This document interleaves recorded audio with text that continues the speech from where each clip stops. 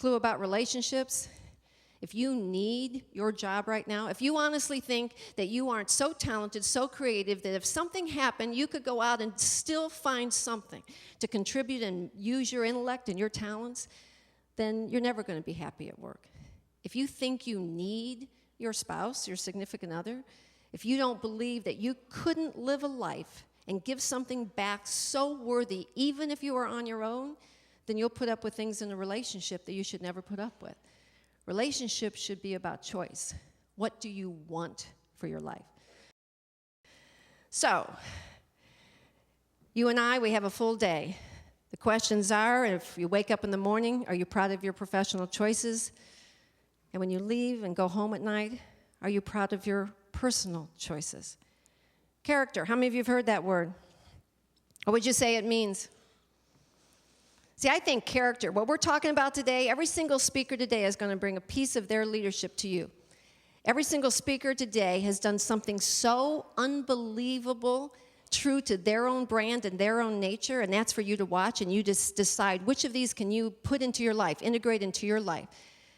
Character, that's what leadership's about. Character is defined not by how you are when life is going good, because that's a piece of cake, isn't it?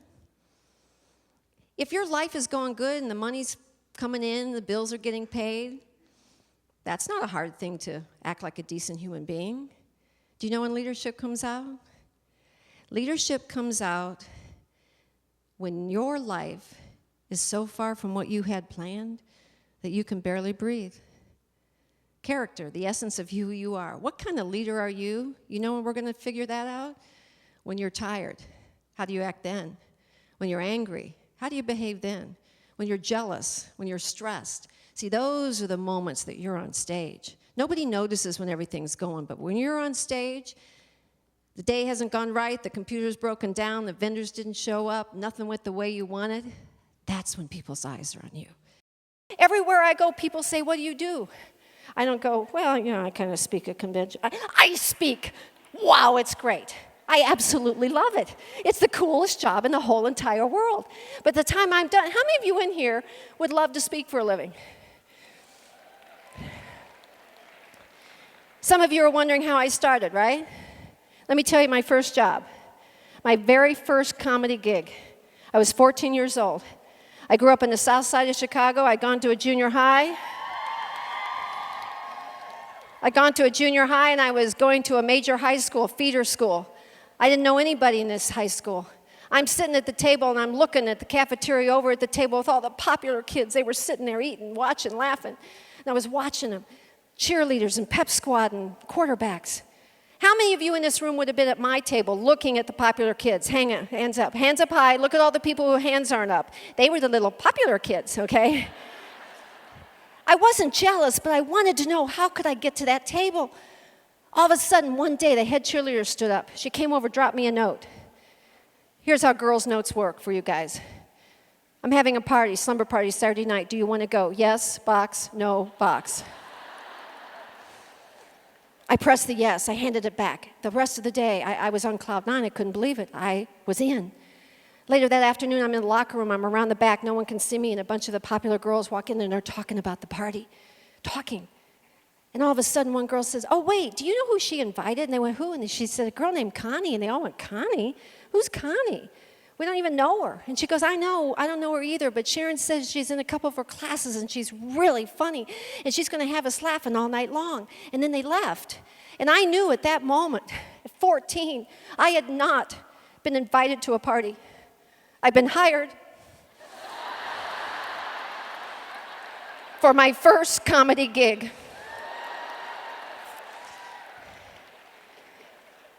If you've been in sales, you've been in sales forever. If this is what you were meant to do, you're doing it all the time. You're selling your spouse, you're selling your kids, you're selling your friend, you're selling you. Everything you believe in, everything you want for you and yourself and other people, it's there, and it just comes out of you.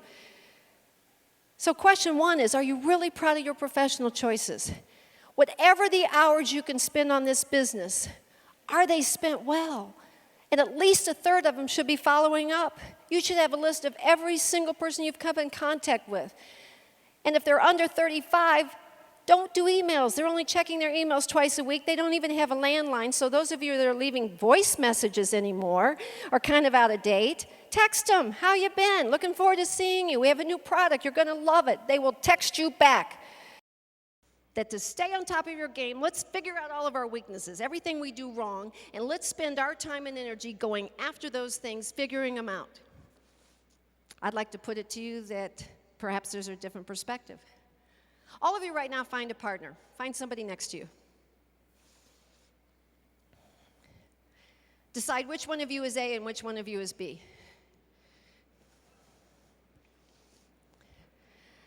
I now know who the dominant one is. They're the one that told you both what letter you're going to be.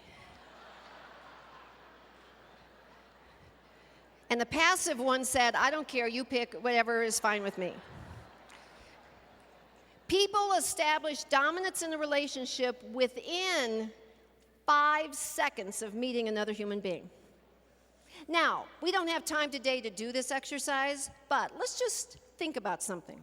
Well, let's do it real short. Right now, I want each of you to tell your partner something in your life that you don't do very well, something that you've messed up, something that definitely you need to improve. For example, with me, I am one of the most disorganized people you've ever seen. I will never, ever teach organizational skills. So right now, just tell your partner something that you've messed up that you don't do very well.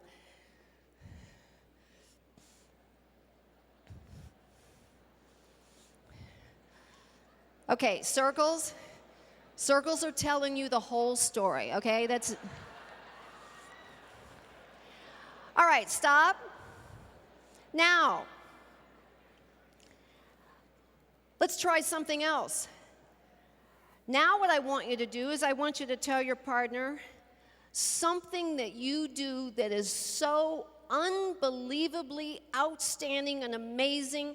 You can't even yourself believe that you're capable of doing it. It is so great, so awesome. Tell them that right now. You got about 30 seconds.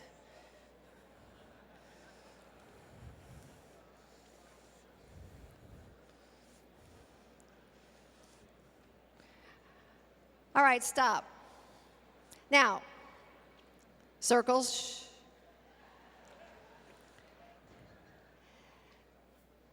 Now let me ask you all a question. Was one of those easier than the others?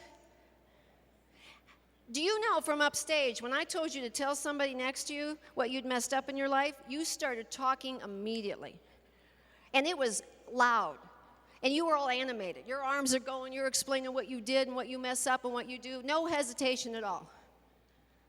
You should have seen this group when I asked you to tell how outstanding you were, how great you were, what awesome you've done.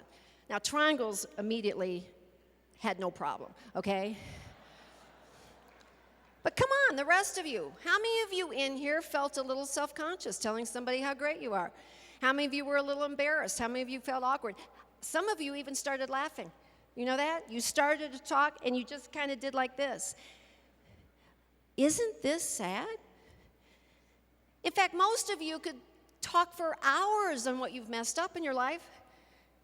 But the thought of telling somebody how great you are, and then we have that, well, that's bragging. I didn't ask you to brag or blow your own horn. I just said, be honest. Tell somebody what you've done that's great. For some reason, we're in kind of a global world now where talking about yourself positively is not seen in a good light.